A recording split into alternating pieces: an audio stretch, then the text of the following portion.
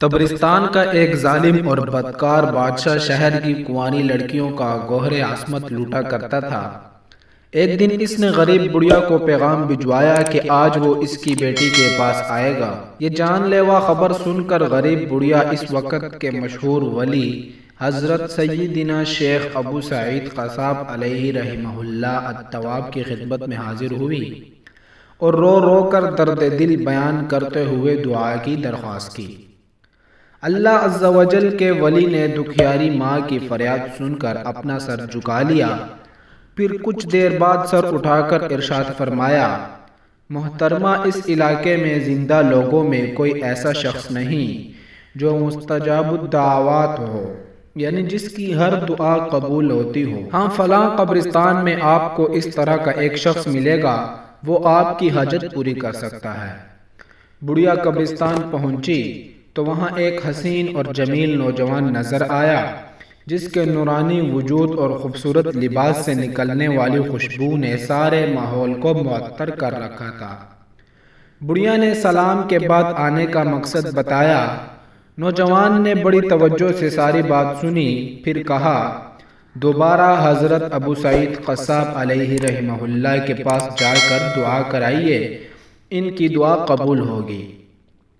بڑھیا نے جنجلا کر کہا، عجیب بات ہے، میری مشکل کوئی حل نہیں کر رہا، میں کہاں جاؤں؟ زندہ مجھے مردوں کے پاس بھیجتا ہے اور مردہ زندہ کے پاس۔ نوجوان نے کہا، وہاں جائیے، انشاءاللہ عز و جل اب مسئلہ حل ہو جائے گا۔ چنانچہ بڑھیا پھر حضرت سیدنا شیخ ابو سعید قصاب رحمہ اللہ کی خدمت میں حاضر ہوئیں۔ بڑھیا کی روایت سن کر آپ رحمہ اللہ نے سر جھکا لیا۔ کچھ ہی دیر میں آپ رحمہ اللہ علیہ کے جسم سے پسینہ ٹپکنے لگا، پھر ایک زوردار چیخ ماری اور بے ہوش ہو گئے۔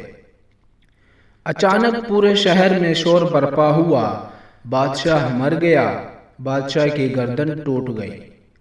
ہوا یوں کہ جب وہ بدبخت بادشاہ بڑھیا کی بیٹی کی طرف چلا تو اچانک گھوڑے کو ٹھوکر لگی، بادشاہ منہ کے بل گرا اور فوراً ہی موت کے گھاٹ اتر گیا۔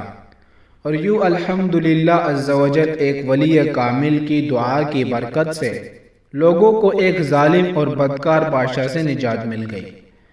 پھر جب لوگوں نے حضرت سیدنا شیخ ابو سعید قصاب رحمہ اللہ سے پوچھا کہ بڑھیا کو قبرستان کیوں بھیجا گیا، پہلے ہی دعا کیوں نہ فرما دی گئی، تو ارشاد فرمایا، مجھے یہ بات پسند نہ تھی کہ میری بددعا سے کوئی ہلاک ہو، اس لیے میں نے اسے حضرت سیدنا خضر علیہ السلام کے پاس بھیجا تھا۔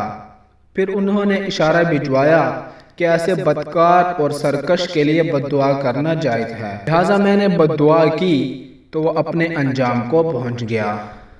بادشاہوں کی بکھری ہوئی ہڈیاں کہہ رہی ہیں نہ بننا کبھی حکمراں، احتساب اس کا گزرے گا تم پر گراں، حشر میں جب کہ جاؤ گے مر کر میاں۔ تو دوستو، ہمارے اس ویڈیو کو لائک اور چینل کو سبسکرائب اور بیل آئیکن پر بھی پریس کر دیجیے گا تاکہ آپ کو اسی طرح کی مزیدار ویڈیوز ملتی رہیں۔ شکریہ۔